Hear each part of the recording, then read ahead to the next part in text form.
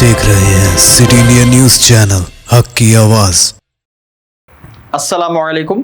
आज हम बात करेंगे असदुद्दीन ओवैसी के घर पर हमला क्यों किया गया। आइए इसके बारे में तफसील से जानने के लिए वीडियो को लास्ट तक ज़रूर देखिए और इस यूट्यूब चैनल को सब्सक्राइब करते हुए इसके बेल आइकन को प्रेस कर लीजिए। तो आइए बढ़ते हैं टॉपिक की जानिब। रुकन पार्लियामेंट असदुद्दीन ओवैसी की इंडियन पार्लियामेंट के करीब वाक़ सरकारी रिहाइश गाह पर शिद्दत पसंद हिंदुओं ने तोड़फोड़ की। पुलिस ने हिंदू सेना के 5 कारकुनों को हिरासत में लिया है। ऑल इंडिया मजलिस इत्तेहादुल मुस्लिमीन यानी AIMIM के सदर और रुकन पार्लिमान असदुद्दीन ओवैसी की सरकारी रिहाइश गाह पर हिंदू सेना नामी शिद्दत पसंद तंजीम के 1 दर्जन से ज़ायद कारकुनों ने मंगल यानी 21 सितंबर को तोड़फोड़ की। ओवैसी की यह रिहाइश गाह हिंदुस्तानी पार्लियामेंट की इमारत से महज चंद कदम के फासले पर है और कौमी इलेक्शन कमीशन के हेडक्वार्टर के बगल में है। इनके मकान के ठीक सामने पार्लियामेंट स्ट्रीट पुलिस स्टेशन भी है और कौमी दारुल हुकूमत का ये पूरा इलाका इंतहाई सिक्योरिटी जोन में आता है। इसके बावजूद शिद्दत पसंदों ने दिन दहाड़े न सिर्फ ओवैसी की रिहाइश गाह पर तोड़ फोड़ की बल्कि फेसबुक लाइव करके अपने कारनामे पर फख्र का इजहार भी किया।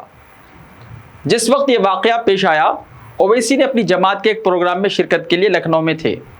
उन्होंने कहा कि हिंदू सेना नामी तंजीम के हमलावरों ने उनकी रिहाइशगाह के दरवाज़ों और खिड़कियों को नुकसान पहुंचाया, नाम की तख्ती तोड़ डाली, घर में कुल्हाड़ी फेंकी और मुझे जिहादी कहा। हमलावर बुज़दिल हैं। ओवैसी ने इस वाक़े पर 1 से ज़ायद ट्वीट करके अपने रद्द अमल का इजहार किया।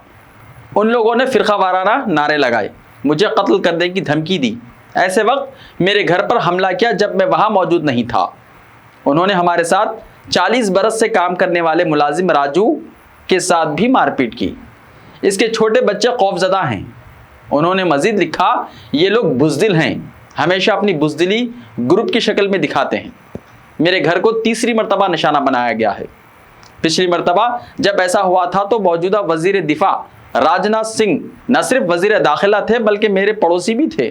ओवैसी ने मज़ीद लिखा, वज़ीर आज़म की रिहाइशगाह मेरे घर से सिर्फ 8 मिनट की दूरी पर है। घर के ठीक सामने पार्लियामेंट स्ट्रीट थाना है, बगल में इलेक्शन कमीशन का दफ्तर है। इसके बावजूद अगर एक रुकने पार्लियामेंट का घर महफूज नहीं है तो वज़ीर दाखिला अमित शाह बकिया शहरियों को क्या पैगाम देना चाहते हैं। ओवैसी ने वज़ीर आज़म नरेंद्र मोदी से भी सवाल किया, दुनिया को इंतहाई पसंदी से मुकाबला करने का सबक देने वाले वज़ीर आज़म बताएं कि मेरे घर को निशाना बनाने वालों को किसने इंतहा पसंद बनाया। अपनी नाकामियों पर पर्दा डालने की हुकूमत कोशिश कर रही है। ओवैसी की जमात AIMIM की दिल्ली यूनिट के सदर कलीमुल हफीज़ का कहना है कि चूँकि उत्तर प्रदेश में इलेक्शन होने वाले हैं, रियासत और मरकज़ की BJP हुकूमत हर महाज पर नाकाम हो गई है, इसलिए इनके पास एक ही हरबा बचा है कि माहौल में नफरत घोल दें ताकि वोटरों की सफबंदी में आसानी रहे। कलीमुल हफीज़ ने सवाल किया, क्या कानून और इंतज़ाम की हालत इतनी ख़राब हो गई है कि मुल्क के सबसे महफूज इलाके में लोग दिन दहाड़े ऐसी हरकतें कर जाएं? ये तो दरअसल अमित शाह और मोदी का इम्तिहान है। उन्होंने कहा कि इस गैर मामूली वाक़े के बावजूद हुकूमत की अदम संजीदगी का अंदाज़ा इस बात से लगाया जा सकता है कि इस वाक़े के FIR दर्ज कराने के लिए मुझे 6 घंटे तक थाने में बैठे रहना पड़ा और पुलिस ने कसूरवारों के खिलाफ बहुत मामूली दफ़ात के तहत मुकदमा दर्ज किए हैं। मामूली दफ़ात के तहत मामला दर्ज किया। उन्होंने याद दिलाया कि अपने आईनी हुकूक के लिए जिद्दोजहद करने वाले दर्जनों बेगुनाह स्टूडेंट्स गुज़िश्ता 1 साल से ज़्यादा अरसे से जेलों में बंद हैं और हुकूमत ने उनके खिलाफ सख्त तरीन दफ़ात के तहत मुकदमा दर्ज कर रखे हैं। रेडिकलाइजेशन मुल्क को तबाह कर देगी।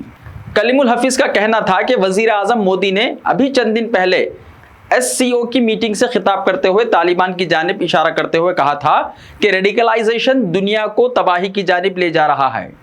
लेकिन भारत में जो रेडिकलाइजेशन हो रही है, क्या वो इसे नहीं देख पा रहे हैं? उन्होंने कहा कि ओवैसी के घर पर तोड़फोड़ के इल्ज़ाम में दिल्ली पुलिस ने जिन 5 लोगों को हिरासत में लिया है उनकी उम्रें 20 से 30 साल के दरमियान हैं। इन नौजवानों का जिस तरह ब्रेन वॉश किया गया है वो मुल्क को किस तरफ ले जाने के लिए काफ़ी है। हमलावरों ने तोड़फोड़ के बाद न सिर्फ फखरिया अंदाज में अपने कारनामे का इजहार किया बल्कि इसको फेसबुक पर लाइव भी किया। اس میں ہندو سینا کے ایک کارکن کو یہ کہتے ہوئے دیکھا جا سکتا ہے، میں اسد الدین اویسی جہادی کے پاس آیا ہوں اس کو سبق سکھانے، جے شری رام۔ NRIs کے لیے مشکلات پیدا ہو سکتی ہیں۔ AIM دہلی کے صدر کلیم الحفیظ نے متنبہ کیا ہے کہ ایسے شدت پسند ہندوؤں کی وجہ سے نہ صرف ملک کا جمہوری نظام کمزور ہو رہا ہے بلکہ کثرت میں وحدت کی خوبی بھی ختم ہوتی جا رہی ہے۔ لیکن ہندو سینا جیسی تنظیموں کی حرکتوں کا سب سے زیادہ نقصان بھارت کے ان 1.5 کروڑ سے زیادہ غیر مقیم بھارتی شہریوں کو ہوگا جو مسلم ملکوں میں رہتے ہیں۔ اگر یہاں مسلمانوں کے ساتھ اچھا سلوک نہیں کیا گیا تو وہاں ان لوگوں کو پریشانی ہو سکتی ہے۔ انہوں نے مزید کہا، اس کے علاوہ دوسرے ملکوں کے ساتھ ہمارے رشتے بھی متاثر ہوں گے۔ اگر بھارت میں اقلیتوں کے ساتھ اچھا سلوک نہیں کیا جاتا ہے تو عالمی برادری میں ملک کا امیج خراب ہوگا۔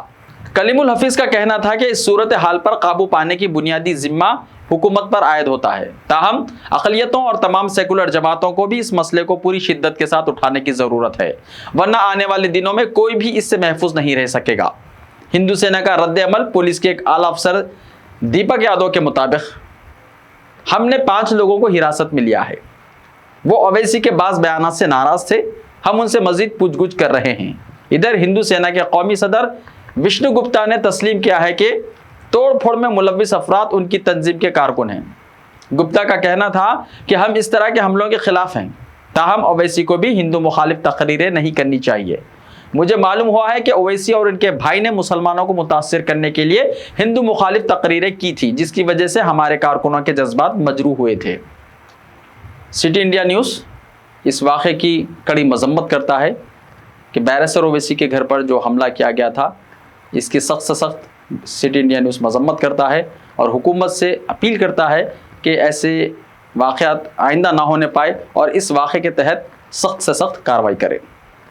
تو ملتے ہیں کل کوئی دوسری ٹاپک کے ساتھ، تب تک کے لیے اپنا خیال رکھیں۔ اللہ حافظ۔